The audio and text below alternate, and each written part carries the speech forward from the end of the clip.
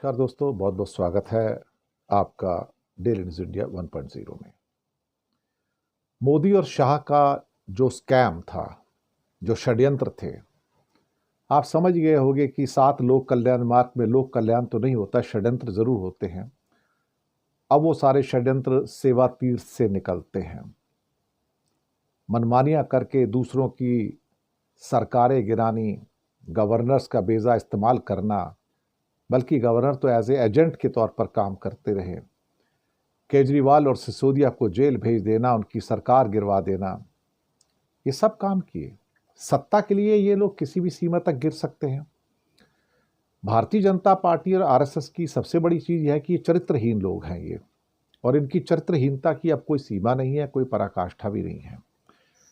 सिसोदिया ने 510 दिन जेल में काटे और केजरीवाल ने 177 दिन जेल में काटे। साहब, 177 दिन। शराब घोटाले में 23 आरोपियों को बरी कर दिया गया। एक पूर्व सांसद की एक कविता भी है। सवाल यह है कि जज साहब को एक सबूत नहीं मिला इस पूरे के पूरी चार्जशीट के अंदर। शराब घोटाले में न सिर्फ अरविंद केजरीवाल और मनीष सिसोदिया, बल्कि सभी 23 आरोपियों को बरी कर दिया गया कि आपके पास तो कोई सबूत ही नहीं है। बोलते शराब नीति बनाने में किसी गड़बड़ी के सबूत नहीं है। कोर्ट ने सीबीआई के जांच अधिकारी के खिलाफ डिपार्टमेंटल एक्शन का ऑर्डर कर दिया, यानी कि सीबीआई वाले बचेंगे नहीं, उनके खिलाफ एक्शन होना चाहिए। इस फैसले को सुनकर केजरीवाल रो पड़े और कहा कि केजरीवाल अभी भी कट्टर ईमानदार है। अब सीबीआई केस में बरी होने के बाद अब शराब घोटाले के ईडी केस में भी राहत के लिए अर्जी लगाई जा सकती है। इसे बीजेपी तकनीकी आधार पर बरी होना कहा जा रहा है कि उसके पाप धुले नहीं हैं। पाप तो बीजेपी कर रही है, जो उन्हें नर्क से भी ऊपर कहीं और लेके जाएगी।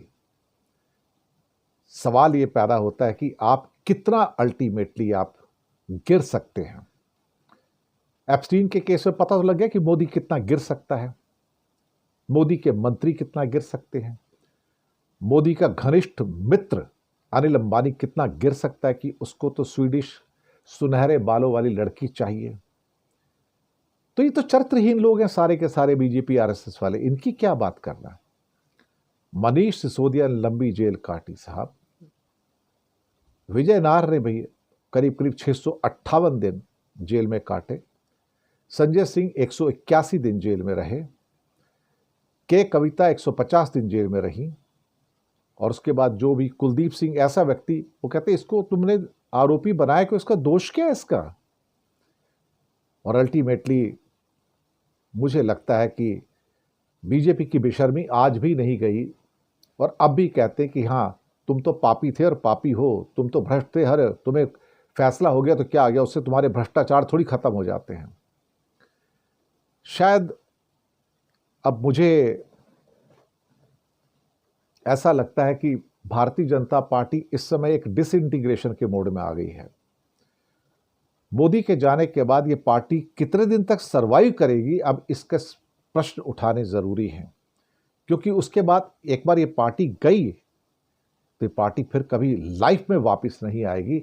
जैसे हिटलर की पार्टी कभी वापस नहीं आई, जैसे मुसोलिनी की पार्टी कभी वापस नहीं आई, इसका नाम भी उसी लिस्ट में शामिल होगा जिसमें हिटलर और मुसोलिनी की पार्टियों के नाम हुआ करते थे। ये हमें सोच के रखना होगा कि इन जैसी पार्टियां धूमकेतु की तरह आती हैं, समाज का विनाश करती हैं और चली जाती हैं। लेकिन केजरीवाल को बधाई, God is on his side. लेकिन सेवा तीर्थ और 7 लोक कल्याण में से क्या षड्यंत्र निकले कम हो जाएंगे, बंद हो जाएंगे? कतई नहीं। क्योंकि उनका काम ही षड्यंत्र करना है। वहां से सिर्फ षड्यंत्र ही निकलते हैं, सत्ता के षड्यंत्र, सत्ता की हवस के षड्यंत्र। शुक्रिया।